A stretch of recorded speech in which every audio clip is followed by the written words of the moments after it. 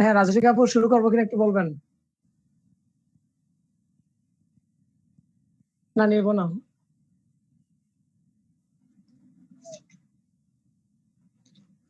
আচ্ছা এখন পুরো ক্লাস বলতে আমরা লাস্ট কতটুকু করছিলাম ওটা তো আমি আমার মনে নাই কিছু।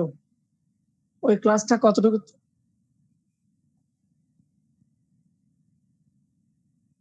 কি 249? আপনার কি আমাকে মেরে ফেলার চিন্তা ভাবনা আছে নাকি? কি 249 বলেন? লাস্ট ক্লাসটা শুধু 417 নাকি কতটুকু শেষ করছিলাম মনে নাই।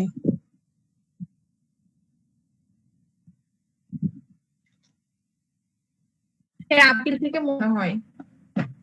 আপিল থেকে 406 থেকে 404 থেকে 4 থেকে 404 থেকে হলে তাও তো এতগুলো আমার যেটা সেকশন। মনে হচ্ছে, আল্লাহ। কারণ লাস্টে আচ্ছা তো অনেকটুকু প্রাইস আসতো।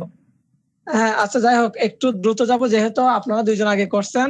সো আমার মনে হয় না খুব একটা বেশি ইয়া হবে, কারণ স্লো মোশনে যাইতে গেলে আসলে সত্যি কথা যেটা নিজের পেন লাগে। একটা ক্লাস নেওয়া ক্লাস আবার নিতে গেলে আসলে খুব বিরক্ত লাগে। এটা মানে এটার মতো বিরক্তিকর কাজ আর নাই আল্লাহর দুনিয়া, দুইটা নাই। যাই হোক 404 404 হচ্ছে আমাদের যেহেতু আপিল আসছে, আমি বলেছিলাম এটা হচ্ছে আমাদের পার্ট 7। পার্ট 7 পার্ট 7 এটা বলছিলাম। এরপর যদি আমরা চ্যাপ্টার চিন্তা করি তাহলে চ্যাপ্টার হচ্ছে 31। চ্যাপ্টার হচ্ছে 31, চ্যাপ্টার 31। আচ্ছা এখন আমরা সরাসরি সেকশনে প্রবেশ করব। যেহেতু এই জিনিসগুলো আপনারা আগে লিখছেন, এখন জাস্ট বাকিদের জন্য ইয়া করতে হচ্ছে। যাই হোক আচ্ছা সেকশন 404 এ যে জিনিসটা বলা আছে সেটা হচ্ছে আপনি চাইলে আসলে আপিল করা যাবে না। আপিলের বিধানটা আপনাকে লয়ের মধ্যে থাকতে হবে। আপনি চাইলে আপিল করতে পারেন না। সো এটা হচ্ছে একটা স্ট্যাটিউটরি রাইট। এটা আইনের মধ্যে থাকবে যে আপনি কোন ক্ষেত্রে করতে পারবেন এবং কোন ক্ষেত্রে করতে পারবেন না, এই জিনিসটা আপনার আইনের মধ্যে থাকবে। So statutory right, statutory right. So এটা আইনের মধ্যে বলা থাকবে যে এটা আপনার আইনগত অধিকার কিনা। আপনার লেখা থাকলে তাইলে পারবেন, আদারওয়াইজ পারবেন না। এরপর আসেন। আচ্ছা আচ্ছা এখন এই জিনিসটা যখন আমাদের ক্লিয়ার হবে এরপর আমাদের যাইতে হবে। আমরা বলেছিলাম আমরা আগের ক্লাসে একটা সিকোয়েন্স মেনটেন করেছিলাম যে দণ্ডের বিরুদ্ধে কোন কোনগুলা, খালাসের বিরুদ্ধে কোনগুলা, এরপরে আমাদের অপর্যাপ্ত দণ্ডের বিরুদ্ধে কোনগুলা, এই জিনিসগুলো আমরা একটা সিকোয়েন্স মেনটেন করেছিলাম। সো আজকে আমরা ওভাবে ইয়া করব। প্রথমত আমি যদি দেখি দণ্ডের বিরুদ্ধে, সো দণ্ডের বিরুদ্ধে আপিলের যে বিধানগুলা, দণ্ডের বিরুদ্ধে আপিল, দণ্ড মানে তো বুঝেন আশা করি। ধরেন আপনাকে দণ্ড দিলে আপনি আপিল করবেন। সো আপনি আপিলটা কোন কোন জায়গায় করবেন এই রিলেটেড সেকশন হচ্ছে 3টা, খেয়াল রাখবেন 3টে সেকশন। দণ্ডের বিরুদ্ধে সেকশন হচ্ছে 3টা, 407, 408, এরপর আসছে আপনার 410। খেয়াল করবেন, ভালোভাবে খেয়াল করবেন। 407, 408, এরপরে 410, এই 3টা হচ্ছে দণ্ডের বিরুদ্ধে। এরপর আসতেছে খালাস। খালাসের বিরুদ্ধে হচ্ছে একটা, সেটা হচ্ছে 4। জি বলেন। 531, থ্যাংক ইউ আপু। সরি সরি 431, থ্যাংক ইউ আপু। আচ্ছা 400 যদি 31 হয় তাহলে এখন আমরা এর সামনে থেকে দেখবো 431 এর পরে। হ্যাঁ ঠিক আছে, আপিল পন্ডের যে ব্যাপারটা। আচ্ছা এখন আচ্ছা এরপর আমরা দেখবো এখন রিভিশন স্টেজ। একটু মনোযোগ রাখবেন। 435 এখান থেকে মূলত আমরা আজকে জিনিসগুলো দেখবো। প্রথমত আপনাকে রিভিশন জিনিসটা বুঝতে হবে। রিভিশন জিনিসটা হচ্ছে কি, খেয়াল করবেন। নিম্ন আদালতের কোন একটা নথি, নিম্ন আদালতের কোন একটা নথি যখন কি করা হয়, তলব করে যখন ভুলটা সংশোধন করা হয় সেটাকে আমরা রিভিশন বলি। এই যেমন ধরেন আপনি পরীক্ষার আগে রিভিশন করেন, তাহলে রিভিশন স্টেজটা বুঝেন। আপনি রিভিশন কেন করেন? আপনার মধ্যে কোনো ভুল থাকলে সেই জিনিসটা সংশোধন করাটা হচ্ছে আপনার রিভিশন। এখন এই 435টা মূলত খেয়াল করেন। 435 হচ্ছে নিম্ন আদালতের, অর্থাৎ লোয়ার কোর্টের নথি তলবের ক্ষমতা। লোয়ার কোর্টের নথি তলবের ক্ষমতা, নিম্ন আদালতের নথি তলবের ক্ষমতা, নিম্ন আদালতের নথি তলবের ক্ষমতা, নথি তলবের ক্ষমতা। এখন আসেন এই তলবের ক্ষমতাটা কার কার আছে আমরা এখন এই জিনিসটা একটু দেখার চেষ্টা করব। দেখেন হাইকোর্ট ডিভিশন, এরপর আসতেছে আপনার সেশন জাজ।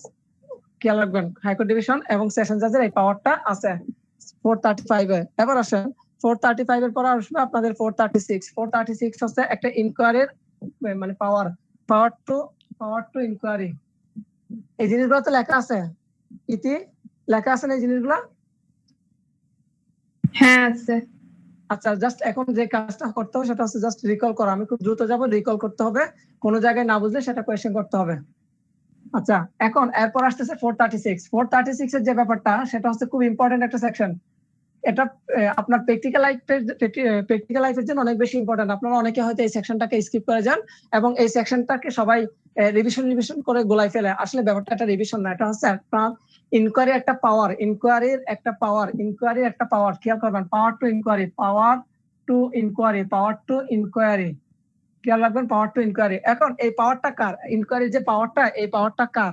ইনকোয়ারি করতে যে বলবে এটা কে বলবে? খেয়াল রাখবেন, প্রথম কথা হচ্ছে হাইকোর্ট ডিভিশন এবং ঠিক আগের মতো সেকশন জাজ, হাইকোর্ট ডিভিশন এবং সেকশন জাজ। কখন এই যে আপনার ইনকোয়ারির যে ব্যাপারটা, এটা কখন অনুসন্ধান কখন করতে পারবে? খেয়াল করবেন, আমরা যখন 203 তে পড়ছিলাম, 203 কি আছে কেউ বলতে পারলে একটু খুব খুশি হব। বলেন। নালিশ খারিজ। Yes, thank you. এই যে নালিশ যখন খারিজ করে দিবে, কিংবা 204 ধারার অধীন আপনি যখন দেখবেন সাক্ষীদের তালিকা দেওয়া হয় না কিংবা ডাক মাসুল পরিশোধ করা হয় না, তখন কি করে দিবে? 204 এর অধীনে আপনার নালিশটা খারিজ করে দিবে। তখন সেই ক্ষেত্রে আপনার কাজ কি? সেই ক্ষেত্রে আপনার কাজ হচ্ছে আপনি হাইকোর্ট ডিভিশন অথবা সেশন জাজ বরাবর কি করবেন? ইনকোয়ারির জন্য আবেদন করবেন। ক্লিয়ার? আচ্ছা, এখন আসেন 436 ক্লিয়ার হয়ে গেলে এখন আমরা যাবো 439 এ। 439 এর ব্যাপারটা দেখেন, 439 এবং 439 এ, এই দুটো সেকশন দেখেন, খুব মনোযোগ রাখবেন। আমরা তো এর আগে দেখলাম 435 এর নথি তলবের বিষয়টা দেখলাম, এরপরে 436 এ আবেদন অর্থাৎ ইনকোয়ারির বিষয়টা দেখলাম।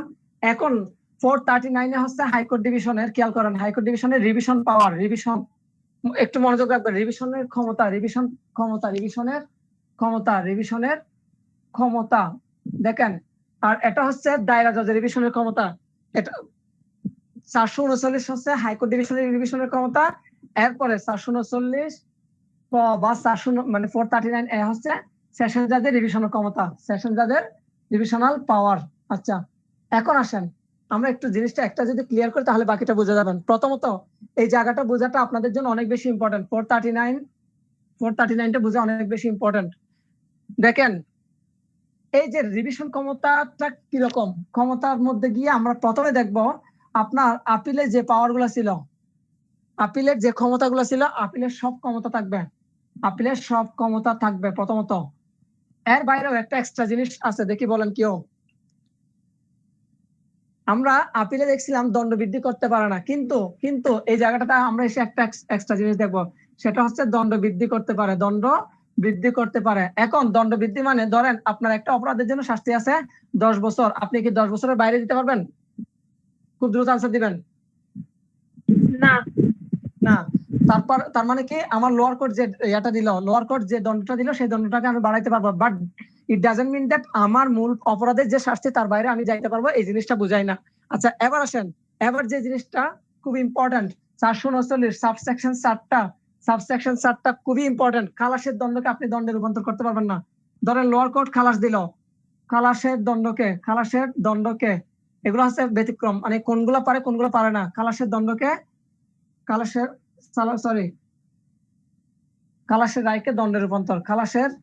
রায়কে দণ্ডে রূপান্তর করতে পারবেন না। খেয়াল রাখবেন, দণ্ডে রূপান্তর করতে পারবেন না। আচ্ছা, এবার দেখলাম তাহলে স্যারের পরে সব থেকে বেশি যে একইভাবে স্যারের লাস্টের লাইনে যে জিনিসটা সব থেকে বেশি ইম্পর্টেন্ট, সেই জিনিসটা আসেন এবার। তাও স্যারের মধ্যে সেকেন্ড ডিভিশনের যে ব্যাপারটা খেয়াল রাখবেন, সেকেন্ড ডিভিশন করা যাবে না। অর্থাৎ দায়রা জজ যে দায়রা জজ ডিভিশনের যে অর্ডারটা দিয়েছিল, সেই অর্ডারের উপর হাইকোর্ট ডিভিশন কোনো পাওয়ার অ্যাপ্লাই করতে পারবে না, সেটা বলা আছে সাবসেকশন 4 এর মধ্যে। তাহলে দ্বিতীয় মানে সেকেন্ড ডিভিশন করা যাবে না, দায়রা যে ডিভিশনই হচ্ছে কি চূড়ান্ত। খেয়াল রাখবেন, এটা আমরা একটু পরে 439 কতে যখন যাব তখন দেখবো। এরপর আসেন, তার মানে এরপরে যে জায়গাটা এখন আসেন, এটা হচ্ছে আপনার এটা একটু আবার বল। অর্থাৎ সাবসেকশন 4 এ বললো এই যে দায়রা জজের যে রিভিশনের যে আদেশটা, সেই আদেশের বিরুদ্ধে কি করবে না, হাইকোর্ট ডিভিশন হস্তক্ষেপ করবে না। তার মানে কি হস্তক্ষেপ করবে না, এটা এতটুকু বলছে। কিন্তু 439 কতে যখন যাব তখন একেবারে জিনিসটা ক্লিয়ার, ওখানে সরাসরি বলা আছে যে দায়রা জজের রিভিশন অর্ডারটা হলো চূড়ান্ত। তো এখানে বলছে কি, দায়রা জজ যে অর্ডারটা দিবে সেই বিষয়ে কি করতে পারবে না, হাইকোর্ট আর ইন্টারফিয়ার করতে পারবে না। তার মানে কি দায়রা জাজের রিভিশনের যে আদেশটা সেটাই চূড়ান্ত। ক্লিয়ার? ক্লিয়ার? হ্যাঁ। জি আপু বলেন।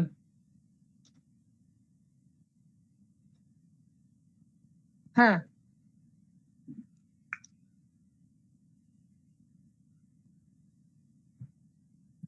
হ্যাঁ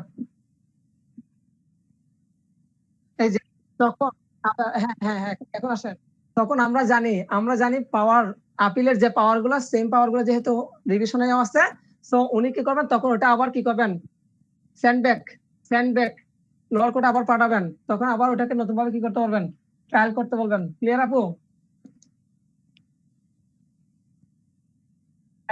এখন আসেন, আপিলের বিধান ছিল সাবসেকশন 5 এ বলা আছে আপিলের বিধান ছিল কিন্তু আপিল করেনি, সেক্ষেত্রে আপিলের বিধান ছিল কিন্তু আপিল করেনি, তাহলে সেক্ষেত্রে আর রিভিশন করতে পারবে না, রিভিশন করা যাবে না, রিভিশন করা যাবে না, খেয়াল রাখবেন রিভিশন করা যাবে না।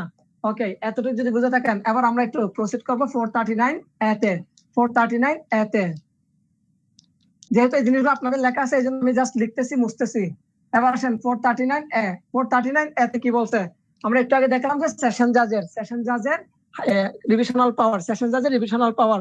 তাহলে সেশন জাজ রিভিশনের পাওয়ার কি কি করতে পারে? প্রথম কথা হচ্ছে হাইকোর্ট ডিভিশন যা পারে, হাইকোর্টের সব পাওয়ার, হাইকোর্টের সব ডিভিশন মানে হাইকোর্ট ডিভিশনের সব পাওয়ার কি করতে পারে একজন সেশন জাজ অ্যাপ্লাই করতে পারে। তবে পরীক্ষার জন্য, প্রিলির জন্য যে জায়গাটা ইম্পর্টেন্ট, যে জায়গাটা মোস্ট ইম্পর্টেন্ট, মাথা রাখবেন, না রাখলে আমার করার কিছু নাই। 439 এর সাবসেকশন 2 এখানেই বলা আছে দায়রা জজের সিদ্ধান্ত হচ্ছে চূড়ান্ত, দায়রা জজের সিদ্ধান্তই চূড়ান্ত, একেবারে স্পষ্ট বলে দিল দায়রা জজের রিভিশনের যে রিভিশন অর্ডারটাই চূড়ান্ত, রিভিশন অর্ডারই হলো কি চূড়ান্ত, রিভিশনের সিদ্ধান্তই চূড়ান্ত, খেয়াল রাখবেন চূড়ান্ত। ওকে, এখন আসেন, এবার আমরা চলে যাব একটু সামনের দিকে, আপাতত এতটুকুর মধ্যে শেষ। এবার যাবো 442 ক। 442 কটা 100% ইম্পর্টেন্ট, 442 ক দেখেন, 442 ক।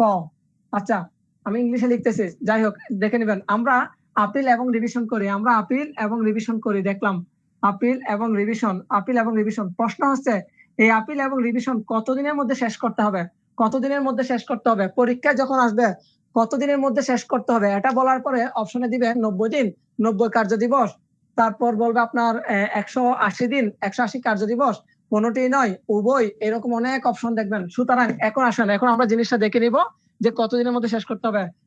খেয়াল রাখবেন, মূলত প্রথমে কিন্তু 90 দিন বলা আছে, কিন্তু লাস্টের দিকে গিয়ে বলছে এগুলো কার্য দিবস, তাহলে আমরা সরাসরি বলবো 90 কার্য দিবস। কার্য দিবস মানে বন্ধের দিনগুলো বাদ যাবে, কার্য দিবস 90 কার্য দিবস। এখন আপিলও 90 কার্য দিবস আর রিভিশনও 90 কার্য দিবস। আশা করি এতটুকু ক্লিয়ার। এখন প্রশ্ন হচ্ছে এই যে আপনি আপিল এবং রিভিশন যে 90 কার্য দিবসের মধ্যে শেষ করবেন, এই 90 কার্য দিবসটা আপনি কখন থেকে কাউন্ট করবেন, মাথা রাখবেন। নোটিশ যেদিন জারি হবে, নোটিশ জারির তারিখ থেকে, মাথা রাখবেন, নোটিশ জারির তারিখ থেকে এই দিনটা কি করা হবে, হিসাব করা হবে। ক্লিয়ার? এবার আসেন 485, এবার আমরা সরাসরি চলে যাবো 485, কারণ মাঝখানে গুলা রিপিল। এবার হ্যাঁ 90 কার্য দিবস, কোন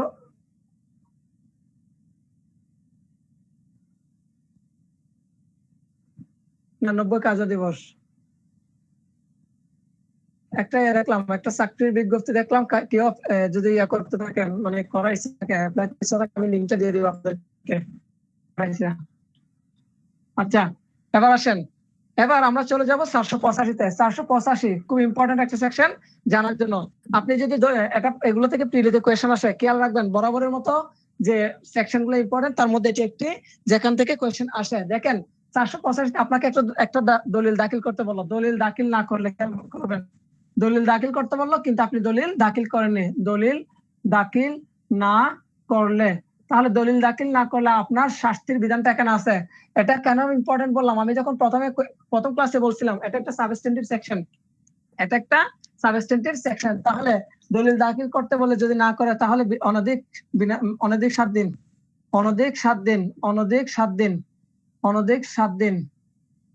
দিন বিনাশ্রম কারাদণ্ড, অনধিক 7 দিন বিনাশ্রম কারাদণ্ড। খেয়াল রাখবেন, আপনাকে একটা দলিল দাখিল করতে বললো, আপনি দলিল দাখিল করেন, তাহলে আপনার শাস্তি কি? আপনার শাস্তি হচ্ছে অনধিক 7 দিনের একটা বিনাশ্রম কারাদণ্ড। এবার আমরা যাবো 485 কতে। 485 কটাও আমরা পড়েছিলাম, 486 পড়েছিলাম, 486 তিনটা আরো বেশি ইম্পর্টেন্ট বলেছিলাম। এবার আসেন, তাহলে এবার আমরা 485 কটা দেখবো। 485 কত বলা হচ্ছে, আপনাকে মানে একজন সাক্ষীকে সমন দেওয়া হলো, সাক্ষীকে সমন দেওয়া হলো হাজির হওয়ার জন্য।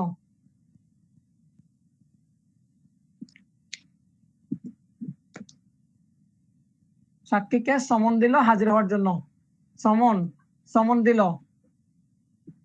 সমন দিলে যদি হাজির না হয়, সমন দিলে যদি হাজির না হয়, দেখেন যদি হাজির না হয় তাহলে সাক্ষীকে সমন দেওয়ার পরে যদি হাজির না হয় তাহলে সেক্ষেত্রে বিধানটা কি? সেক্ষেত্রে 250 টাকা। খেয়াল করবেন 250 টাকা, অনধিক 250 টাকা, অনধিক 250 টাকার একটা কি জরিমানা দিবে। অনধিক 250 টাকা ওনাকে কি করবে? জরিমানা দিবে। যে জিনিসটা আমরা সিপিসি তে দেখছিলাম, অর্ডার 16 রুল 12 আছে। অর্ডার 16 আবার এভাবে লিখলে আপনারা আমাকে বকা দিবেন। অর্ডার 16 রুল 12 বলা আছে 500 টাকা। কত টাকা?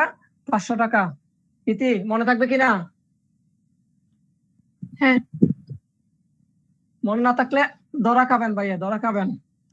আজকে কোর্টে যাওয়ার পরে যে জিনিসটা দেখলাম, এবারে ভাইভাতে নিবে 50%, তার মানে 5300 থেকে হাফ ভাগ 2। এবার বুঝেন ভাইভা কত টাফ হবে। এবং আরো একটা বিষয় হচ্ছে, প্রাইভেট ইউনিভার্সিটির প্রতি 10 জন থেকে 6 জন মাইনাস ইজ ইকুয়াল টু 4 জন।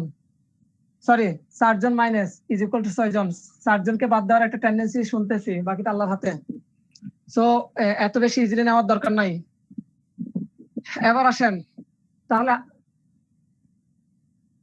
ওইটা হচ্ছে ইন্টারনাল বিষয়। আর 50% এর ব্যাপারটা হচ্ছে কি, লয়ার একেবারে জেনুইন কিছু ওনারা চাচ্ছেন, এই জন্য 50% নিবে, আর বাকি এবার নেওয়ার ইয়া নেই। আচ্ছা, এখন আসেন আমরা 486 সাবসেকশন 3টা দেখি। 486 সাবসেকশন 3 কি ছিল, কেউ বলবেন? 486 সাবসেকশন 3, 486 সাবসেকশন 3, 486 সাবসেকশন 3, এটা কি আমাদের আগে পড়া নাই? না, এটা পরীক্ষার জন্য না, এটা বাতিল। তাহলে 386 3 কি ছিল? 386 সাবসেকশন 3। আচ্ছা, ভুল হয়েছে। 386 সাবসেকশন 3 ছিল ডিগ্রি হোল্ডারের বিষয়। সিআরপিসিতে মাত্র একটা জায়গায় ডিগ্রি হোল্ডারের কথা বলা আছে, ওটা হচ্ছে 386 3। সরি। এবার আসেন, এবার আমরা চলে যাব 491 এ হেভিয়াস কর্পাসের বিষয়টা তো সবাই জানেন। Habeas corpus, to have the body before the court. এখন আসেন, এই হেভিয়াস কর্পাস ধরেন রাজস্বী কাপুরকে কি করা হলো? গুম করা হলো। রাজস্বী কাপুরকে গুম করা হলো, কিংবা রাজস্বী কাপুরকে কোথাও উঠা নিয়ে গেল। এক্ষেত্রে ইতি কি করতে পারবে? ইতি রাজস্বী কাপুর যদিও কোনো সম্পর্ক নাই, কোনো কিছুই নাই, ইতি কি করতে পারবে? এখানে একটা রিট করবে। রিটটা হচ্ছে কি, to have the body before the court, অর্থাৎ সশরীরে হাজির করার জন্য। যাই হোক, এই যে তাহলে সিআরপিসিতে প্রশ্ন আসে, সিআরপিসিতে হেভিয়াস কর্পাসের কোথায় বলা আছে? হেভিয়াস কর্পাসের বিধান কোন ধারায় আছে? পরীক্ষা আসতে পারে। অথবা বাংলায় বললে বাংলায় কি হয়? রাজস্বী কাপুর বাংলাটা কি হবে? হেভিয়াস কর্পাসের রিটটার নাম কি জানো? কি যেন একটা নাম আছে তো। যাই হোক, লাস্টের দিকে 102 এর লাস্টের ইয়াটা ছিল। যাই হোক, এখন আসেন, তাহলে পরীক্ষা যদি প্রশ্ন আসে যে সিআরপিসিতে বা ইয়াতে জানো ফৌজদারি কার্যবিধিতে কোন ধারায় হেভিয়াস কর্পাস নীতির কথা বলা হয়েছে বা হেভিয়াস কর্পাসের ক্ষমতা দেওয়া হয়েছে, তাহলে মাথায় রাখবেন কোনটা? 491। এখন যে বিষয়টা, এই 491 এর সাবসেকশন 3 বলা হচ্ছে এই সেকশনটা প্রিভেন্টিভ ডিটেনশনের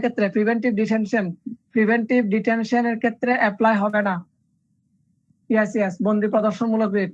আচ্ছা, প্রিভেন্টিভ ডিটেনশনের ক্ষেত্রে এটা অ্যাপ্লাই হবে না। প্রিভেন্টিভ ডিটেনশন মানে আপনারা স্পেশাল পাওয়ার সেক্টর অধীনে যদি কাউকে অ্যারেস্ট করা হয়, সেক্ষেত্রে আপনি এটা অ্যাপ্লাই করতে পারবেন না। আচ্ছা, এবার আমরা চলে যাব 492। আরে হেভিয়াস কর্পাসের ক্ষেত্রে যে কেউ রিড করতে পারে? হ্যাঁ, যে কেউ রিড করতে পারে। ক্লিয়ার? হ্যাঁ। আচ্ছা, এখন আমরা যাব 492 এ পাবলিক অর্থাৎ অ্যাপয়েন্টমেন্ট অফ পাবলিক প্রসিকিউটর। খেয়াল করেন, পাবলিক প্রসিকিউটরকে অ্যাপয়েন্টমেন্ট মানে নিয়োগ দেওয়া হয় কোন ধারায়? 792 ধারায়, মাথা রাখবেন। এখন প্রশ্ন হচ্ছে কে দেয়? গভর্নমেন্ট দেয়। কে দেয়? গভর্নমেন্ট, মানে সরকার দেয়। খেয়াল রাখবেন, সরকার দেয়। এখন যদি অনেক সময় দেখা যায় পিপি অনুপস্থিত, যদি পিপি অনুপস্থিত থাকে সেই ক্ষেত্রে প্রসিডিউর কি? পিপি যদি অনুপস্থিত থাকে বা মারা যায়, যে কোনো কিছু হইলে সেই ক্ষেত্রে প্রসিডিউর কি? বেশি ইম্পর্টেন্ট এই জায়গাটা, বেশি ইম্পর্টেন্ট। জেলা ম্যাজিস্ট্রেট অর্থাৎ ডিস্ট্রিক্ট ম্যাজিস্ট্রেট, ডিএম, জেলা ম্যাজিস্ট্রেট মানে ডিএম। খেয়াল রাখবেন, ডিস্ট্রিক্ট ম্যাজিস্ট্রেট তখন কি করতে পারেন? আমাকে কি শোনা যাচ্ছে? আচ্ছা, তখন ডিস্ট্রিক্ট ম্যাজিস্ট্রেট যে কোনো ব্যক্তিকে কি করতে পারেন? নিয়োগ দিতে পারেন। যে কোনো ব্যক্তিকে কি হিসেবে? পিপি হিসেবে অ্যাপয়েন্টমেন্ট করতে পারেন। ক্লিয়ার? এবার আসেন 493 পর আবার যাবো 493 এবার আসেন আমরা মামলা, সরি 493 না 494 মামলা প্রত্যাহারের যে ব্যাপারটা, সরি 494 আপনার যে মামলা প্রত্যাহার করবেন, আমরা যখন ইয়াতে পড়ছিলাম 248 আমরা পড়েছিলাম মামলা প্রত্যাহারের ব্যাপারটা। সেটা ওটা কোন কোর্টের? এটা কি ম্যাজিস্ট্রেট কোর্টে ছিল নাকি সেশন কোর্টে ছিল? দেখি কেউ বলেন তো, বলেন। তাহলে আমরা 248 যে ব্যাপারটা পড়ছিলাম ওইটা ম্যাজিস্ট্রেট কোর্টের মামলা প্রত্যাহারের ব্যাপারটা দেখছিলাম। এবং ওই ক্ষেত্রে যখন প্রত্যাহার করা হয় তখন আসামির কি হইতো?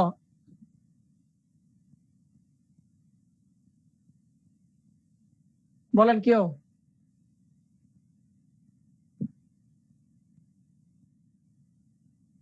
বলে আর বলবেন না, একবার বলছেন। এবার আসেন, এখন আমরা 494 যাওয়ার পরে সেম জিনিসটা দেখবো। এটা হচ্ছে মামলা প্রত্যাহার। প্রশ্ন হচ্ছে এটা কোন মামলা? এটা হচ্ছে সেশনের মামলা প্রত্যাহার। এটা সেশনের মামলা প্রত্যাহার করে কে? Public prosecutor. সেশনের মামলা প্রত্যাহার করবে কে? Public prosecutor. এখন পাবলিক প্রসিকিউটর খেয়াল রাখবেন, পাবলিক প্রসিকিউটর করবে অবশ্যই এখানে যে জিনিসটা ইম্পর্টেন্ট সেটা হচ্ছে আদালতের অনুমতি নিতে হবে। আদালতের অনুমতি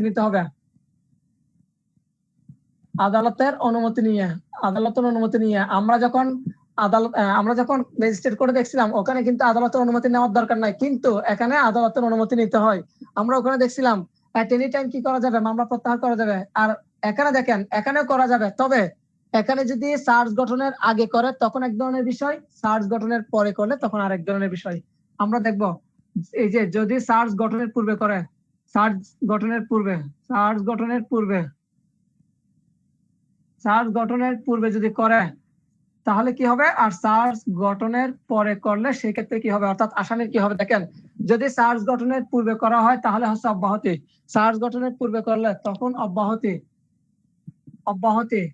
আসামিকে অব্যাহতি দিবে, যখন দরকার হবে আবার টান মারবে। আর চার্জ গঠনের পরে হলে তখন কিন্তু খালাস। ক্লিয়ার কিনা?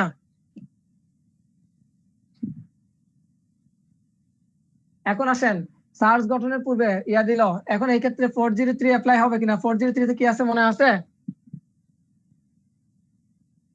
Double zero party. Yes, thank you. আমি ইতিকে নিয়ে ইনশাআল্লাহ যথেষ্ট পরিমাণ আশাবাদী। এই না ভাই, এভাবে বলিও না, আল্লাহ আল্লাহ করো। ইনশাআল্লাহ আপনি আনসার দিচ্ছেন কেন? না, আমি কি বলছি একবারও? আনসার দিলে আমার একটু ভালো লাগে। সত্যি বলতে কি জানেন, ওই যে আজকে কোন একটা টাইমে এরকম একটা কথা উঠছিল, মানে ব্যাপারটা হচ্ছে আনসার দিলে একটু ভালো লাগে, মনে হয় যেন আপনারা আছেন। এখন আপনি পুরো নিরামিষ মরে যাচ্ছেন নাকি ভাই? না, আমার জন্য দোয়া করেন ভাই, আমাকে নিয়ে সবসময় সবাই আশাবাদী থাকে, আমার কিছু হয় না। এবার আমরা দেখবো 496। এবার আসেন এই জায়গাটা থেকে মোস্ট ইম্পর্টেন্ট, এগুলো প্রিলিট থেকে রিটার্নের জন্য বেশি ইম্পর্টেন্ট। রিটার্নের জন্য এখান থেকে আপনার কোয়েশ্চেন মোটামুটি ধরে রাখতে পারবেন। যাই হোক, 496 মনোযোগ রাখবেন। জামিন খেয়াল করবেন, জামিনযোগ্য অপরাধে জামিন, জামিনযোগ্য অপরাধে জামিন, জামিনযোগ্য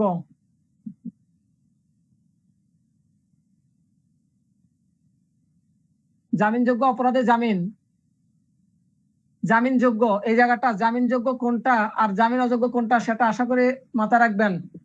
আর বলবো না, নতুন করে কিছু বলবো না, মাথায় রাখবেন, শুধু এতটুকু বলবো। এবার আসেন, তাহলে জামিনযোগ্য জামিন অপরাধে জামিন পাওয়াটা কি, দেওয়াটা কি? দেখেন, শেল, আমি ওই দিনও বললাম আজকে বলতেছি শেল। খেয়াল রাখবেন এই শব্দটা দিয়ে কি বোঝাতে চাচ্ছি, একটু মনোযোগ রাখবেন। Shall be released on bell,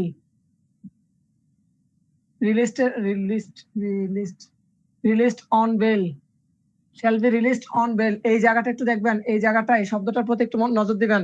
দেখেন বেল পাওয়াটা আপনার এখানে আইনগত অধিকার, আপনার আইনগত অধিকার, যেহেতু শ্যাল শব্দটা আছে, আইনগত অধিকার, আইনগত আইনগত অধিকার মাথায় রাখবেন।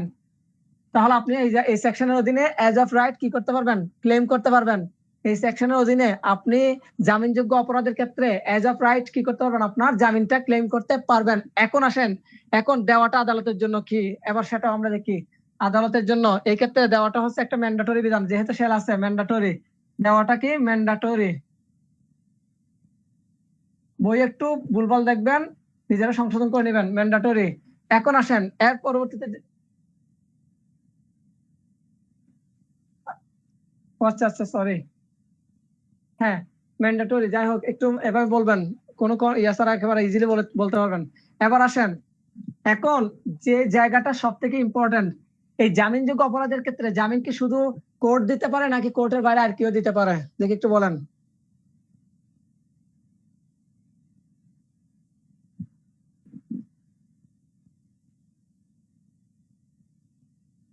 মাথা রাখবেন, এই সেকশনে জামিনযোগ্য অপরাধের ক্ষেত্রে পুলিশও কি দিতে পারে, জামিন দিতে পারে। এবার আমরা যাবো 497। আচ্ছা, এটা কি শুধু এই সেকশনের ক্ষেত্রে? জামিনযোগ্য অপরাধের ক্ষেত্রে জামিন দেওয়ার বিধানটা কেন, আমরা তো এর আগেও দেখছিলাম, আমরা অনেক সময় দেখি কিনা যে থানা থেকে অ্যারেস্ট করার পর পরে, সরি একজন ব্যক্তিকে অ্যারেস্ট করার পরে থানা থেকে কি দিয়ে দেয়, আপনারা এই বিধানগুলো পড়ে আসছেন? হ্যাঁ, কোথায় পড়ছেন দেখি, কেউ বলতে পারেন কিনা? মনে নাই ওটা।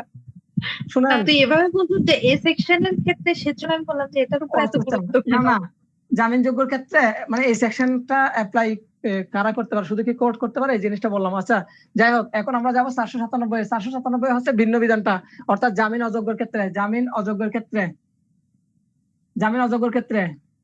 এখন আসেন, এখানে আগে যে জায়গাটাতে শ্যালবি বলছিলাম, এবার সেখানে হচ্ছে মেবি। মাথা রাখবেন, maybe released on bail, maybe released on bail. যেহেতু মেবি দিয়ে দিল, তাহলে এটা আপনি এজ অফ রাইট ক্লেম করতে পারবেন না, তাহলে এটা আইনগত অধিকার না, আইনগত অধিকার না, আইনগত অধিকার না। এবার যেহেতু আইনগত অধিকার না, তাহলে আদালতের জন্য দেওয়াটা হচ্ছে এখানে ডিসক্রিশনারি পাওয়ার, ডিসক্রিশনারি পাওয়ার। সো আপনি এজ অফ রাইট ক্লেম করতে পারবেন না। মাথা রাখবেন, 97 ধারার অধীনে আপনি জামিনটা কি করতে পারবেন না, এজ অফ রাইট ক্লেম করতে পারবেন না। তবে দেখেন, তবে কিছু কাহিনী আছে, আপনি এজ অফ রাইট ক্লেম করতে পারবেন না, এটা যেমন সত্য, জামিন দিবেন এটাও সত্য। আবার কিছু ব্যতিক্রম আছে, কোন কোন ক্ষেত্রে জামিন দিতে পারে। এই জায়গাটা আসলে রিটার্নের জন্য এখানে একটা বিখ্যাত মামলা আছে, দেখবেন। যাই হোক, 497 আমরা দেখলাম জামিন অযোগ্যের ক্ষেত্রে কি দিবে না, জামিন দিবে না। তবে কিছু কিছু সেক্টর আছে, কিছু কিছু ক্ষেত্রে জামিন দিতে পারে সেই ক্ষেত্রগুলো কি, তিনটা বিষয়। প্রথম কথা হচ্ছে, দেখেন প্রথম বিষয়টা হচ্ছে যদি 16 বছরের কম বয়স্ক হয়, অর্থাৎ আসামির বয়স যদি 16 বছরের কম বয়স্ক হয়,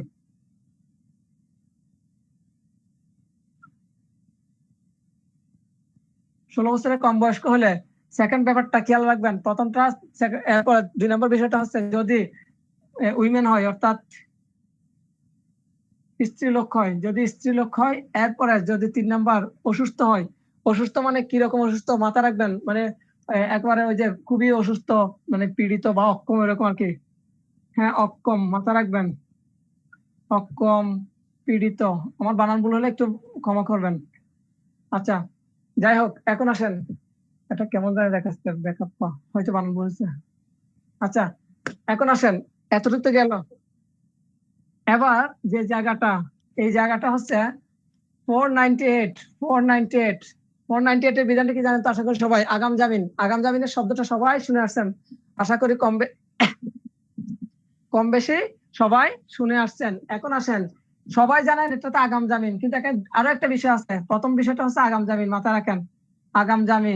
আগাম জামিনের পাশাপাশি আরো একটা বিষয় আছে, সেটা হচ্ছে আমরা যখন দেখি যে 496 ধরেন কাউকে জামিন দিল, তো জামিন দেওয়ার সময় কাউকে কি রাখে, জামিনদার হিসেবে রাখা হয়। জামিনের একটা ফর্ম থাকে, ওখানে একটা অ্যামাউন্ট বসানো হয়, ঠিক আছে। এরপরে উনি পরবর্তীতে যদি হাজির না হন, তাহলে সেই ক্ষেত্রে ওই টাকাটা কার কাছ থেকে নেওয়া হবেন, যে ব্যক্তির কাছ থেকে নেওয়া হবেন ওনাকে বলা হয় জামিনদার। তাহলে আমরা অনেক সময় লোকাল ল্যাঙ্গুয়েজ, চিটাগাং এর লোকাল ল্যাঙ্গুয়েজে শুনে থাকি যে আমি ওনার কি জামিনদার, আমি ওনার জামিনদার, বা ওনার পক্ষে কেউ জামিনদার থাকেন, ঠিক আছে। তো এই যে জামিনদারকে যখন ওই যে টাকাটা যদি মানে ও যদি হাজির না হয়, তাহলে ওই টাকাটা কে দিবে? ওই টাকাটা হচ্ছে জামিনদার দিবে। এই যে জামিনদার এই দ্বারা কি করবে, একটা অ্যাপ্লিকেশন করবে ওই জামিনের টাকাটা হ্রাস করার জন্য। যেমন ধরেন আমার মান্থলি স্যালারি হচ্ছে ধরেন 1 লক্ষ টাকা, ভাই 1 লক্ষ টাকা এটা ধরতে বলছি, আবার সিরিয়াল না, গরিব মানুষ। এখন এখন আমি রাজস্বী কাপুর জন্য কি হইলাম, জামিনদার হইলাম। এখন ভাই ওখানে উল্লেখ করছে কত, 1,50,000। দেখেন, তাহলে আমার যেখানে মান্থলি ইনকাম হচ্ছে 1 লক্ষ টাকা, ওখানে আমাকে ওই যে জামিনদার ইয়াতে 1,50,000 দিল। তাহলে আমি কি করব, আমি একটা অ্যাপ্লিকেশন করব 498 এর অধীনে, যে আমার জামিনের এই যে ওখানে যে জামিনদারের যে টাকাটা উল্লেখ করা হয়েছে ওইটা কি করা হোক, হ্রাস করা হোক। তাহলে হ্রাস, আমি জাস্ট মূল শব্দটা লিখতেছি।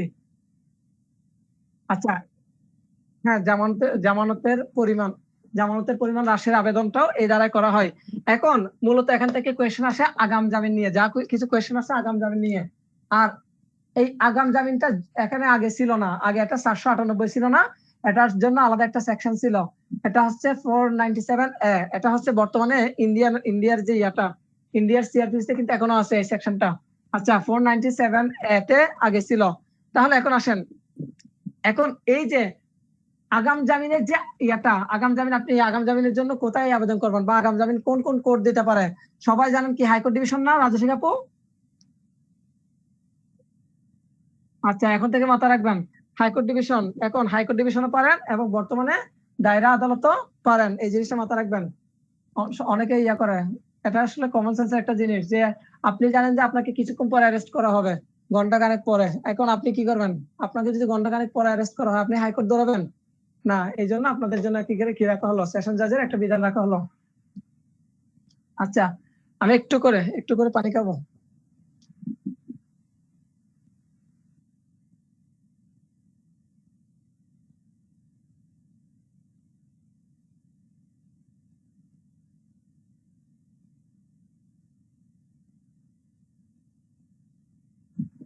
এবার আসেন,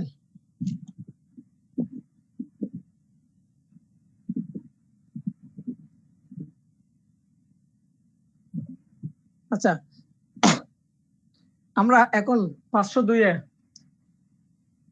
502-এ কি, এই যে জামিনদার যিনি ছিলেন, ওই জামিনদার অব্যাহতির জন্য কি করতে পারেন? ধরেন আপনার রাজস্বী কাপুর সাথে আমার একটা সম্পর্ক ভালো ছিল বলে আমি কি করলাম, আমি ওনার জামিনদার।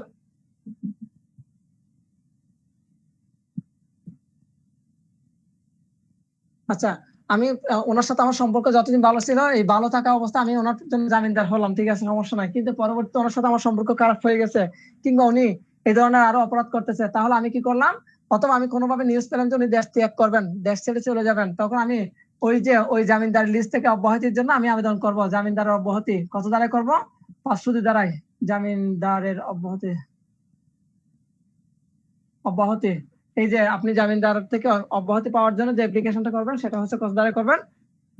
সেটা হচ্ছে আপনি 502 দ্বারাই করবেন। এবার আসেন 509। 509 হচ্ছে একজন চিকিৎসককে সাক্ষী হিসেবে কি করা যাবে? চিকিৎসককে সাক্ষী হিসেবে তলব করা যাবে। চিকিৎসককে সাক্ষী হিসেবে তলব করা যাবে। সাক্ষী হিসেবে তলব করা যাবে কত দ্বারাই? 509 দ্বারাই। 509 দ্বারাও দিন। ধরেন আমরা যখন দেখি পোস্টমর্টম রিপোর্ট রেডি করে, এমসি মেডিকেল সার্টিফিকেটের নাম শুনছেন কিনা? মার্ডার কেস বলেন, যে কোনো কেসে এই যে এমসির যে ব্যাপারটা, এটা একটা ভাইটাল একটা পজিশন হোল্ড করে ক্রিমিনাল মামলার ক্ষেত্রে, ভাইটাল একটা পজিশন হোল্ড করে। সো এটার যখন করতে হয় ট্রায়ালে যাওয়ার পরে, তখন কি করা হয়? ডক্টরকে কি করা হয়? কল করা হয় সাক্ষী হিসেবে বলার জন্য, সাক্ষী হিসেবে ওনাকে কল করা হয়। এই যে এটা কত দ্বারাই করা হয়? এটা হচ্ছে 509 দ্বারাই। এবার দেখবে 509 এর কটা মোস্ট ইম্পর্টেন্ট, পিডির জন্য মোস্ট ইম্পর্টেন্ট। হ্যাঁ, দেখবেন। এবার আসেন ময়না তদন্তের যে ব্যাপারটা, পরীক্ষায় প্রশ্ন আসে, সিআরপিসি বা ফৌজদারি কার্যবিধির কত দ্বারাই কি ময়না তদন্তের কথা বলা হয়েছে? এই ময়না তদন্তের ব্যাপারটার কথা বলা হয়েছে 509 এর ক দ্বারাই। খেয়াল রাখবেন, 509 এর ক দ্বারাই ময়না তদন্তের রিপোর্টের বিষয় কথা।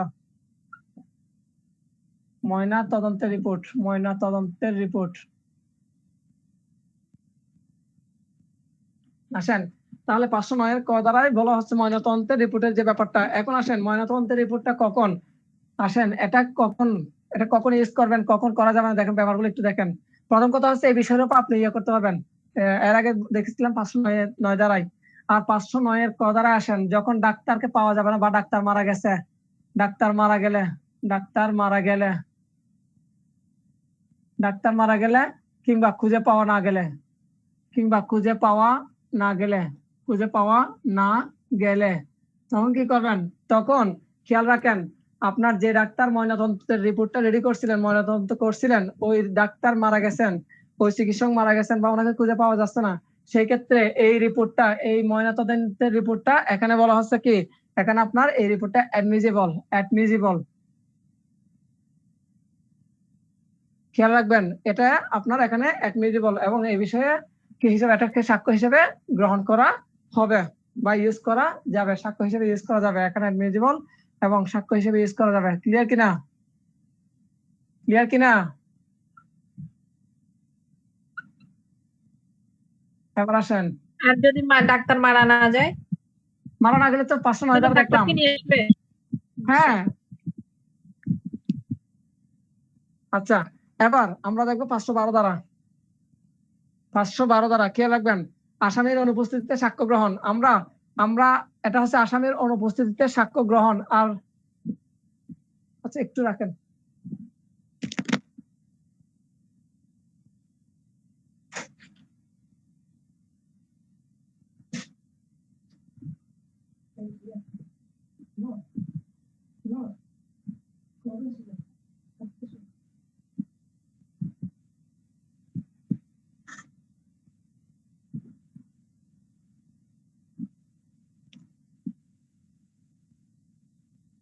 আচ্ছা, 512 দ্বারা বলছিলাম আসামির অনুপস্থিতিতে সাক্ষ্য গ্রহণ।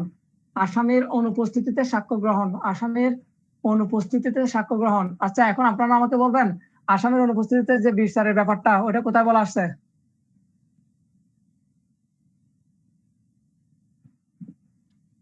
বলেন।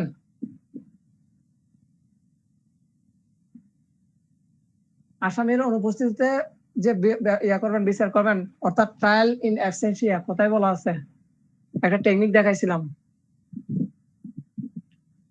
যাই হোক, 512 দ্বারাই আসামির অনুপস্থিতিতে সাক্ষ্য গ্রহণের ব্যাপারটা বলা আছে, অর্থাৎ আসামি নাই, আসামির অনুপস্থিতিতে আপনি সাক্ষ্য গ্রহণ করতে পারবেন। এবার আমরা চলে যাব 525 ক। এই জায়গাটাতে একটু মনোযোগ রাখবেন। 525 ক দেখেন, আপনার আপিল বিভাগ। ওটা তো বলছ নাই। কোনটা? আসামির অনুপস্থিতিতে বিচারটা করতে বলে না। ওটা তো আমি একটা টেকনিক দেখাইছিলাম। দেখেন, একটা 439 বি এবং একটা 439 সি। শুধু আপনারা এখান থেকে টেকনিকটা বের করেন। একটা টেকনিক দেখাইছিলাম, দেখি কেউ বলতে পারেন কিনা। টেকনিকটা বলতে পারলে হবে।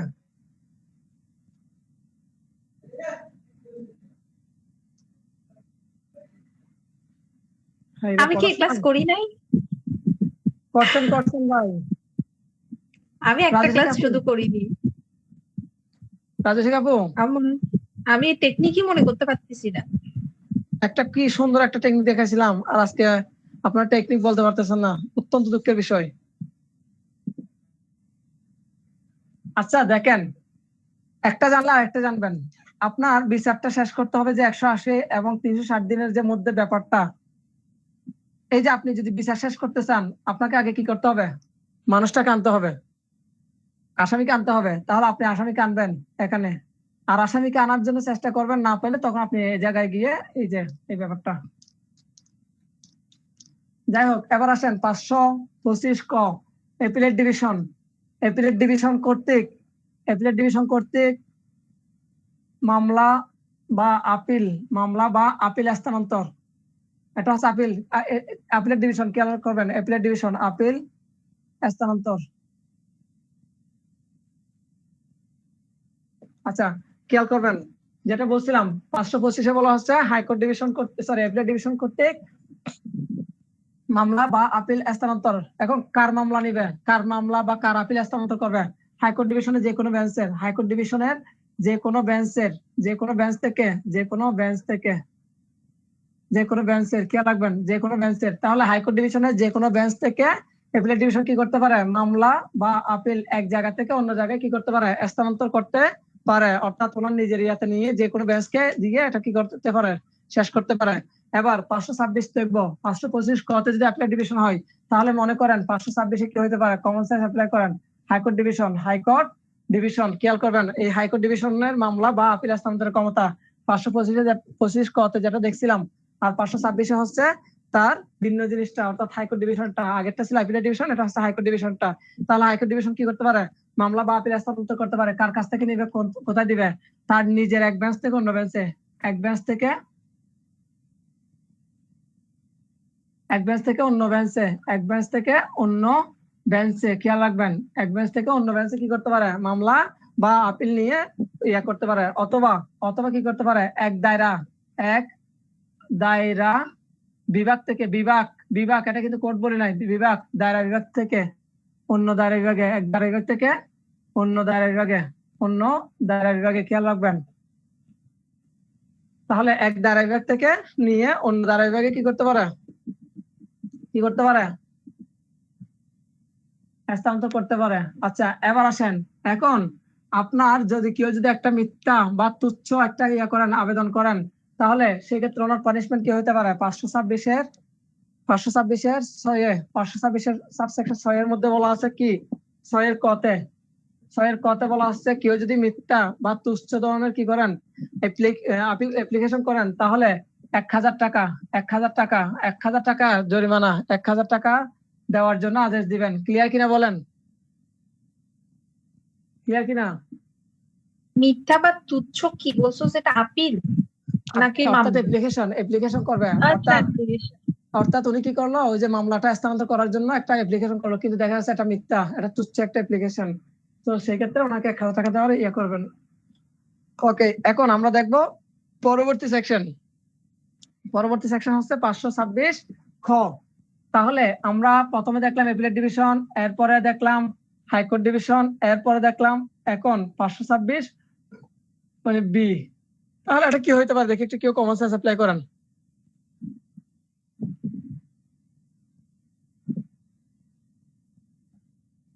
আপু, আপনি কি খাওয়া দাওয়া করছেন, মানে ভাইয়া কি আপনাদের খাওয়া দাওয়া দেয় নাই, খাবার দাবার দেয় না?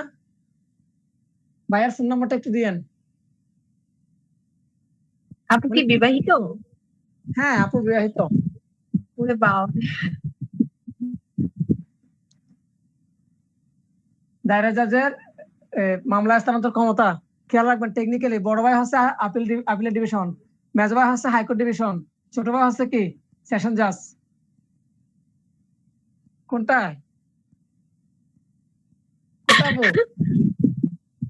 আপু কি বলছি, বড় ভাই ছোট ভাই তুই কার, ওটা?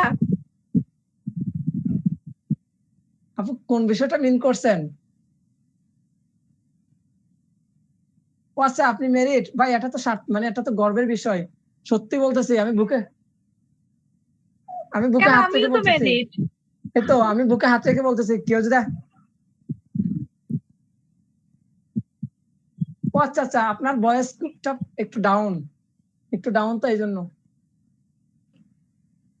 আচ্ছা, তো যাই হোক, টেকনিক্যালি মাথা রাখবেন কিভাবে, এটা হচ্ছে আপনার 525, খেয়াল করেন, 525 এ, এরপর বলছিলাম 526, এরপর 526 বি, মানে বি। এই যে, তাহলে বড় ভাই, মেজো ভাই, ছোট ভাই, এভাবে মনে রাখবেন, তাহলে মাথা থাকবে, আদারওয়াইজ গোলাবেন। আর 528 কিন্তু আবার ভিন্ন জিনিস দেখাবো। তাহলে দায়রা জাজের মামলা স্থানান্তরের ক্ষমতা। আচ্ছা, একটা প্রশ্ন করি, আচ্ছা কঠিন হয়ে যাবে, দায়রা জাজের মামলা স্থানান্তর।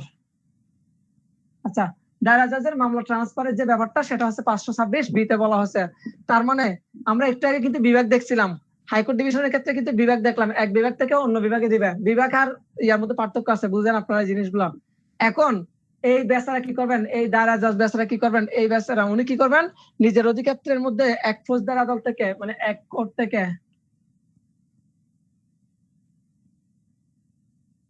এক ফৌজদার আদালত থেকে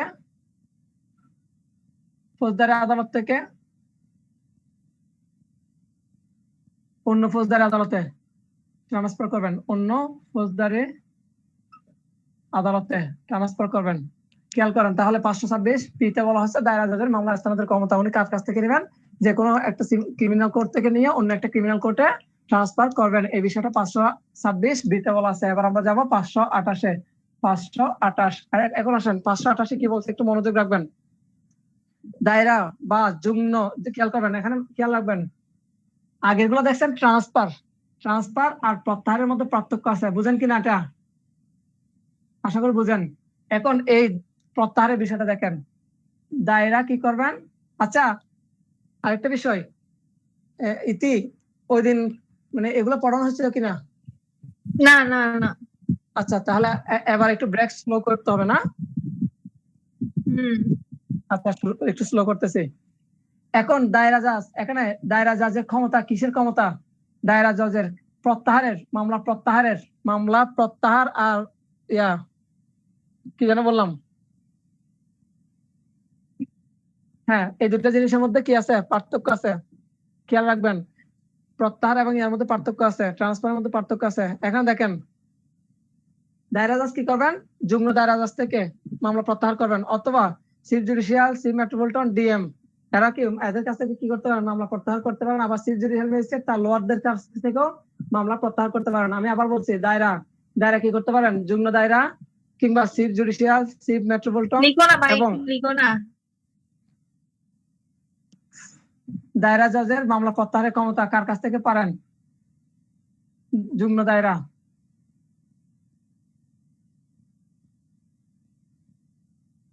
যুগ্ম দায়রা থেকে। এরপর আমরা দেখলাম সিজেএম, খেয়াল করেন কি বলছি, CJM chief judicial, chief metropolitan. এরপরে ডিএম মানে কি? District magistrate. এখন আমার একটা প্রশ্ন উত্তর দেন, ডিস্ট্রিক্ট ম্যাজিস্ট্রেটের কোর্ট থেকে মামলা প্রত্যাহার কে করবেন? সেশন জাজ। খেয়াল রাখবেন একইভাবে ডিস্ট্রিক্ট ম্যাজিস্ট্রেটের কোন একটা আদেশের বিরুদ্ধে যদি আপনি আপিল করতে চান, আপিলটা কোথায় যায়? জানেন কিনা? ইয়েস, মাথা রাখবেন। এখন আসেন তারপর, অথবা এরা কি করতে পারে, আবার চিফ জুডিশিয়াল, চিফ মেট্রোপলিটন ওনারা কি করতে পারেন, যে কোনো একটা ম্যাজিস্ট্রেট থেকে নিয়ে অন্য একটা ম্যাজিস্ট্রেট থেকে, এক ম্যাজিস্ট্রেট থেকে নিয়ে মানে প্রত্যাহার করতে পারেন, এক ম্যাজিস্ট্রেট থেকে নিয়ে অন্য ম্যাজিস্ট্রেটের কাছে এটা পাঠাতে পারেন, অন্য ম্যাজিস্ট্রেট। ক্লিয়ার? লিখতে থাকেন।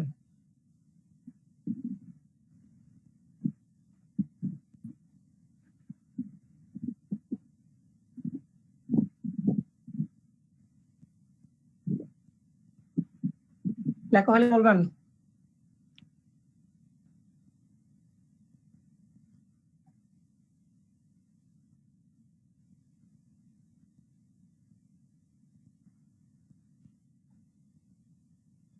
হ্যাঁ লিখছি। আচ্ছা এবার আসেন, এবার 539 খুবই ইম্পর্টেন্ট একটা সেকশন, লোকাল। খেয়াল করবেন, লোকাল ইন্সপেকশন বাংলায় বললে সরজমিনে পরিদর্শন। লোকাল, খেয়াল রাখবেন, আমি আবার বলতেছি, এটা এই সেকশনটা খুবই ইম্পর্টেন্ট একটা সেকশন। এই সেকশনটা খুব ইম্পর্টেন্ট একটা সেকশন, লোকাল ইন্সপেকশন। বাংলায় বললে সরজমিনে পরিদর্শন। অর্থাৎ এই সেকশনটা দেখেন, আমরা কমন ল সিস্টেম, আমরা কোন সিস্টেম? কমন ল সিস্টেম, তাই না? হ্যাঁ। এই কমন ল সিস্টেমে একটা সময় কিন্তু এগুলো ছিল না। একটা সময় আমরা যখন অধীনে ছিলাম তখন ছিল না। কমন ল সিস্টেমের পরে কিছু বিধান আসছে। এই যে এখানে এসে বলতেছে লোকাল ইন্সপেকশন, অর্থাৎ যে কোনো ম্যাজিস্ট্রেট বা ম্যাজিস্ট্রেট কি করতে পারেন, যে কোনো জায়গায় যে কোনো জজ বা ম্যাজিস্ট্রেট লোকাল ইন্সপেকশন করতে পারেন, যে কোনো, অর্থাৎ সরজমিনে গিয়ে কি করতে পারেন, পরিদর্শন করতে পারেন। ধরেন বহদ্দারহাট মোড়ে একটা কি হলো, মার্ডার হলো, এখন একজন জাজ কি করতে পারেন, ওখানে যায় ওটা সরজমিনে পরিদর্শন করতে পারেন। এখন এটা হচ্ছে লোকাল ইন্সপেকশন। খেয়াল করবেন, এটা হচ্ছে লোকাল ইন্সপেকশন। লোকাল ইন্সপেকশন হচ্ছে 539 খতে। এখন এরকম লোকাল ইনকোয়ারির কথা বলছে, মনে আছে কিনা দেখেন। লোকাল ইনকোয়ারি কততে কেউ বলতে পারবেন কিনা?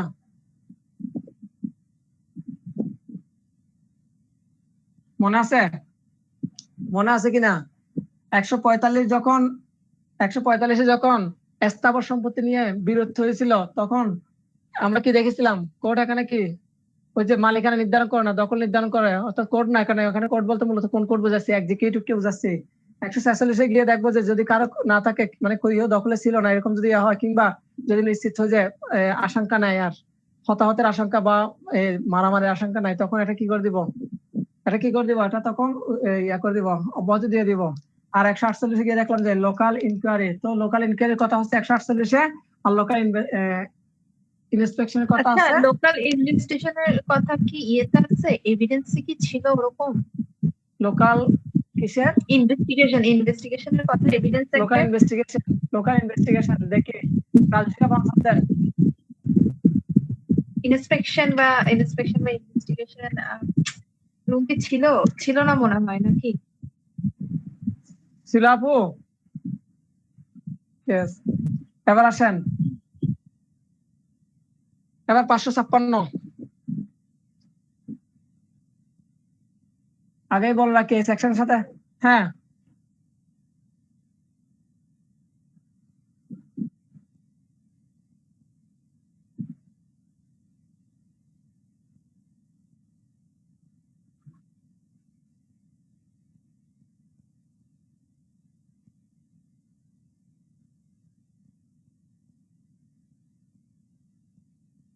মামলা প্রত্যাহার বা স্থগিত করতে পারবে।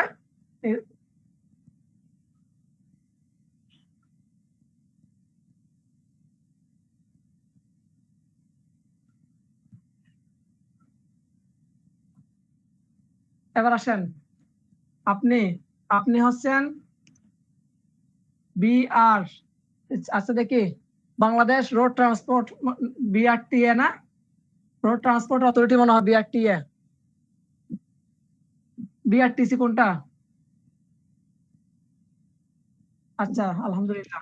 এখন আপনি বিআরটি এর হচ্ছে স্পেশাল ম্যাজিস্ট্রেট,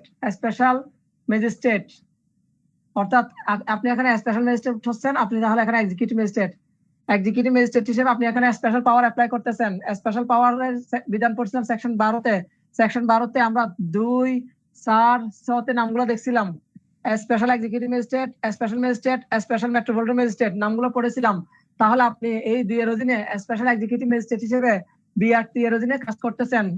এবার আসেন, তাহলে আপনি মুরাদপুর মোড়ে দাঁড়ায় আছেন, বসে আছেন চেয়ার টেবিল নিয়ে, দান্দা না না এরকম না, এগুলো বলা যাবে না। মুরাদপুর মোড়ে আপনি টেবিল একটা নিয়ে বসে আছেন। এখন আমরা শুনি গাড়ি অর্ধেক আসার পরে সামনের দিকে ঘুরে দেয়, বলে কি ভাই সামনে ম্যাজিস্ট্রেট বসছে। এই যে আপনি এদের লাইসেন্স বাতিল করেন, গাড়ি জব্দ করেন, জরিমানা করেন কি না বলেন? হ্যাঁ। এখন আপনি এই যে এত কিছু করেন, এই পাওয়ার গুলো অ্যাপ্লাই করেন আপনি 2009-এর ভ্রাম্যমাণ আদালত আইন 2009-এর অধীনে এই পাওয়ার গুলো অ্যাপ্লাই করে থাকেন, যেখানে সর্বোচ্চ শাস্তি হচ্ছে 2 বছর। এবার আসেন, আপনি এখানে কোন একটা মামলা নিয়ে মামলা দিতেও পারেন, মামলা প্রত্যাহার করতে পারেন, মামলা স্থগিত করতে পারেন। এই কথাটাই আপনার বলা আছে 4A-2A-তে। ক্লিয়ার আপু? আলহামদুলিল্লাহ। এবার আসেন, যেখানে ছিলাম 556। এখন 556 হচ্ছে জজ বা ম্যাজিস্ট্রেটের যদি কোনো স্বার্থ থাকে, জজ বা ম্যাজিস্ট্রেটের কোনো মামলায়, জজ বা ম্যাজিস্ট্রেটের যদি কোনো স্বার্থ থাকে, স্বার্থ থাকলে তাহলে উনি ওই মামলাটা কি করবেন না, ওই মামলাটা উনি ট্রাই করতে পারবেন না, জজ বা ম্যাজিস্ট্রেটের স্বার্থ থাকলে। ধরেন ইতি একজন ম্যাজিস্ট্রেট, এখন ওই ইতির কোর্টে একটা মামলা আসলো, ওই মামলায় ইতির কি আছে, একটা স্বার্থ আছে, তাহলে ইতি এই মামলাটা কি করতে পারবেন না, ট্রাই করতে পারবেন না। অর্থাৎ আমার কথা ক্লিয়ার কিনা? হ্যাঁ।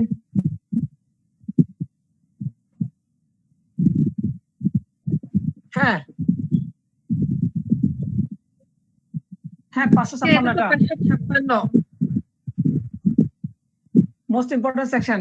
এখন আসেন, এই সেকশন থেকে আরেকটা জিনিস যেটা বেশি ইম্পর্টেন্ট, পরীক্ষা আসে যে, না লাগবে না, এই সেকশনটা ইম্পর্টেন্ট কেন জানেন? এখানে আপনাদের কোয়েশ্চেন আসবে যে একজন ম্যাজিস্ট্রেট নিজের রায় নিজে শুনতে পারবেন না। অর্থাৎ একজন ম্যাজিস্ট্রেটের রায় দিল, দেখেন খুব সহজভাবে বলি, ধরেন আপনি যখন সেকেন্ড ক্লাস ম্যাজিস্ট্রেট ছিলেন, আপনি একটা রায় দিলেন, ধরেন মনে করেন পরবর্তীতে আপনি কি হলেন, ধরেন আপনি সিনিয়র হলেন, ধরেন সিজিএম হলেন, মনে করেন, তখন আপনি এখানে একটা রায় দিয়েছিলেন, এই রায়ের বিরুদ্ধে আপিল গেছে, ধরেন আপিল এই কোর্টে, এখন আপনিও আগে ম্যাজিস্ট্রেট ছিলেন, এখন আপনি সেম মানুষ, সেম ব্যক্তি, তাহলে আপনার নিজের রায়ের বিরুদ্ধে আপিল নিজে শুনতে পারবেন না। এই কথাটাও বলা আছে কোথায়?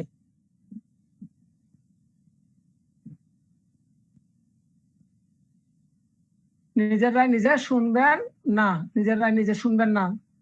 নিজের রায় মানে নিজে শুনবেন না, এটার মানে এই নয় যে আপনার সামনে কেউ আপনার রায়টা পড়ে শোনাচ্ছে কিংবা মানে রেকর্ডিং শোনাচ্ছে, ব্যাপারটা এরকম না। আপনারা একটা রায় দিলেন, ওই রায়ের বিরুদ্ধে আপিল গেল, এখন আপনি একজন যে আপনি নিজে আগে রায় দিলেন, আপনার পরবর্তী আপনি আপিল শুনবেন, এটা হবে না। এই বিষয়টা বলা আছে এখানে। আচ্ছা, এই জিনিসটা সিভিল কোর্টস অ্যাক্টের 38-এ বলা আছে, সেকশন 38-এ সিভিল কোর্টস অ্যাক্টের সেকশন 38-এও এই সেম জিনিসটা বলা আছে, ওটা সিভিলের ক্ষেত্রে। এখন আমরা যাব 561-তে। খেয়াল করেন, 561 নাম শুনলে আপনাদের একটু পরে পেট ব্যথা হবে 561 কয়ের জন্য। আচ্ছা, 561 দেখেন, 561 হচ্ছে 561 থেকে 561 কটা সবার জন্য, রিটেনের জন্য খুবই ইম্পর্টেন্ট সেকশন। তার আগে 561-তে দেখেন, হাজবেন্ড কর্তৃক যদি ওয়াইফ রেপড হয়, হাজবেন্ড কর্তৃক ওয়াইফ যদি রেপড হয়, তাহলে সেই বিচারটা কে করবেন, কোন কোর্ট করবেন, এই বিষয়টা বলা আছে 561-তে। সিজেএম এরপরে সিএমএম। আমরা 29 কতেও এরকম একটা বিধান পড়ছিলাম, যখন যখন কিশোরের বয়স 15 বছরের মানে যেদিন হাজির করবে ওই দিন যদি 15 বছর হয়, তাহলে তার বিচারটা কে করবেন, সিএমএম অথবা অন্য কোনো ফার্স্ট ক্লাস ম্যাজিস্ট্রেট দেখছিলাম। আর এখানে হাজবেন্ড কর্তৃক যদি ওয়াইফ রেপড হয়, তাহলে তাদের বিচারটা কোন কোর্ট করবেন, সিএমএম। ক্লিয়ার কিনা বলবেন?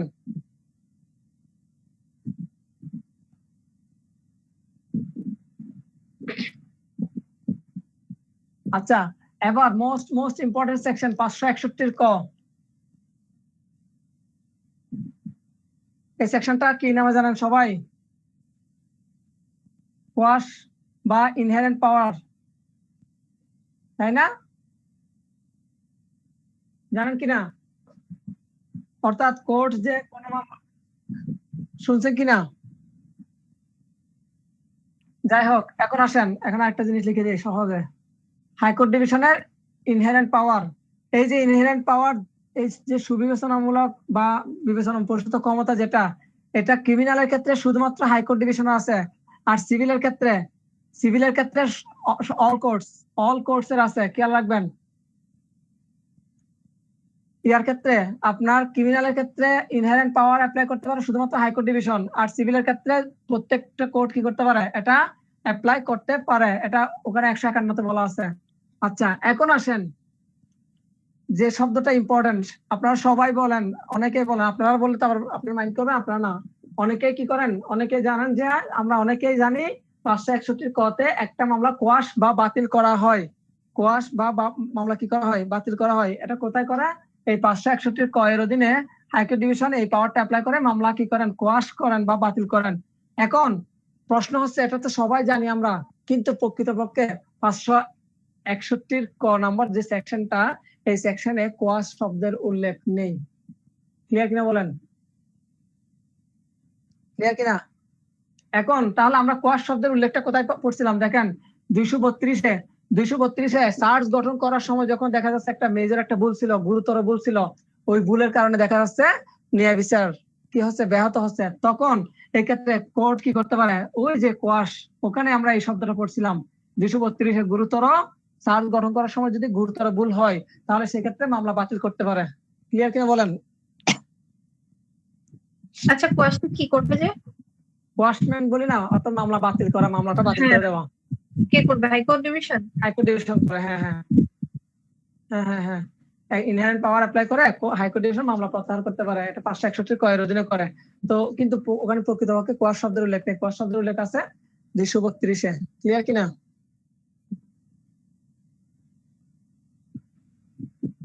এখন এই 561 ক এর অধীন হাইকোর্ট ডিভিশন আর কি কি করতে পারে আমরা দেখি। তিনটা ক্ষেত্রে কোর্ট, এই যে কোয়াশ যে করবে, এই তিনটা ক্ষেত্রে কোর্ট, সরি, কোয়াশ যে করে, তিনটি ক্ষেত্রে কোয়াশ করা যায়, অথবা এই পাওয়ারটা, ইনহেরেন্ট পাওয়ারটা কোর্ট তিনটা ক্ষেত্রে অ্যাপ্লাই করতে পারে। কোর্ট তার ইনহেরেন্ট পাওয়ারটা তিনটা ক্ষেত্রে অ্যাপ্লাই করতে পারে। প্রথম হচ্ছে যে কোনো একটা আদেশ কার্যকর করার জন্য প্রথম নাম্বারটা। আমি আবার বলছি, হাইকোর্ট ডিভিশন তার যে ইনহেরেন্ট পাওয়ারটা সেটা কোন কোন ক্ষেত্রে অ্যাপ্লাই করবে, তিনটা ক্ষেত্রে। তার মধ্যে প্রথমটা হচ্ছে যে কোনো একটা আদেশ কার্যকর করার জন্য। এরপরে ব্যাপারটা হচ্ছে কোর্টের কোন একটা কার্যক্রম, অর্থাৎ লোয়ার কোর্টের কোন কার্যক্রমের অপব্যবহার,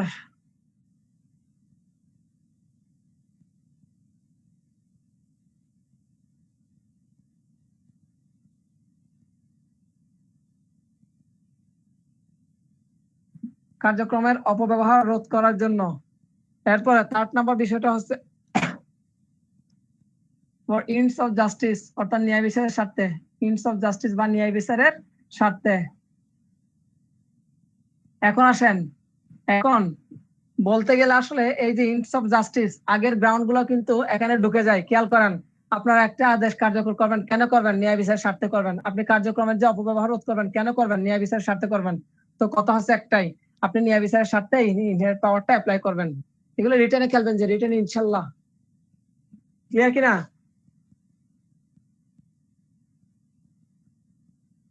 এখন এই ইনহেরেন্ট পাওয়ার অ্যাপ্লাই করে হাইকোর্ট ডিভিশন এফআইআর কি করতে পারে? এফআইআর ও কোয়াশ করতে পারে। পরীক্ষায় এমসিকিউতে আসে, এফআইআর কি করতে পারে? কোয়াশ করতে পারে। ক্লিয়ার হলে জানাবেন।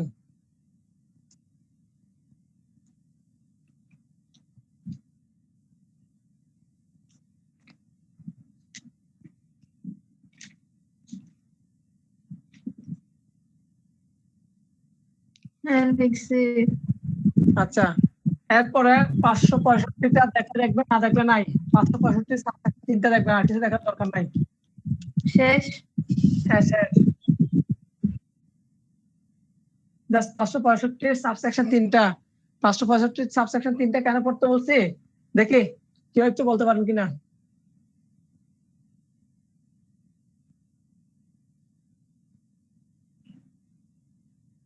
বলেন। সেকশন 54 কি ছিল?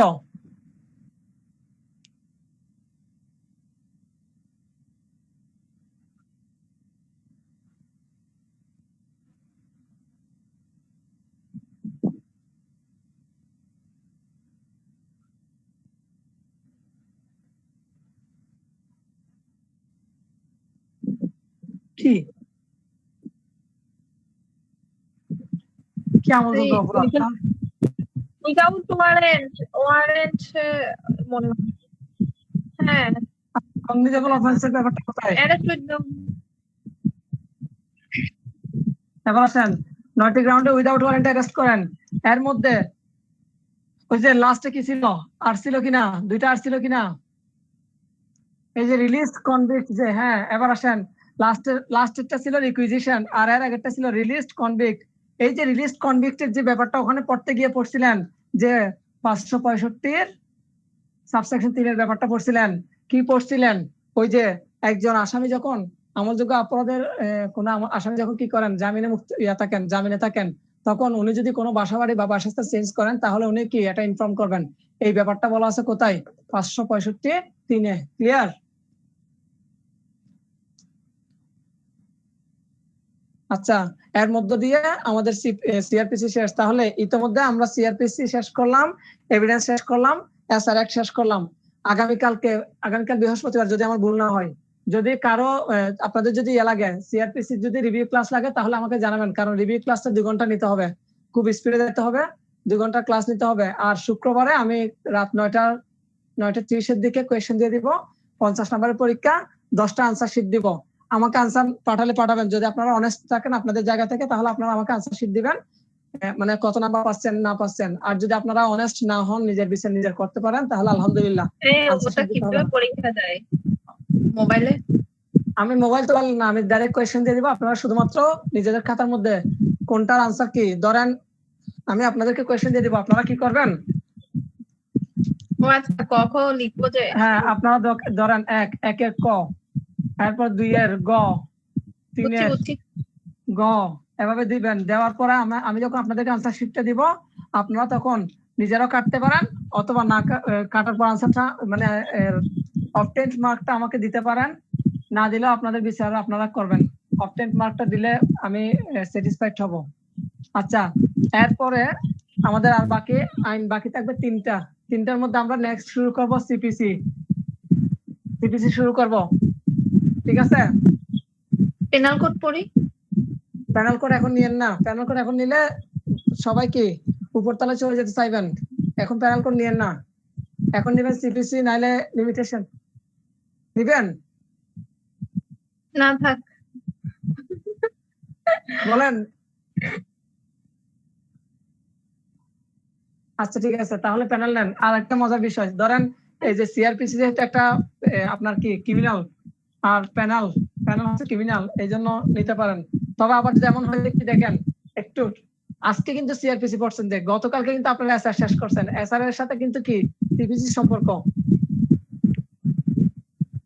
না সিপিসি পড়বো। ঠিক আছে, পেনাল কোড ওকে ঝামেলা আছে, পেনাল কোড অনেক ঝামেলা, দেখেন মাথা গোলাই যাবে। টেকনিক দেখবেন।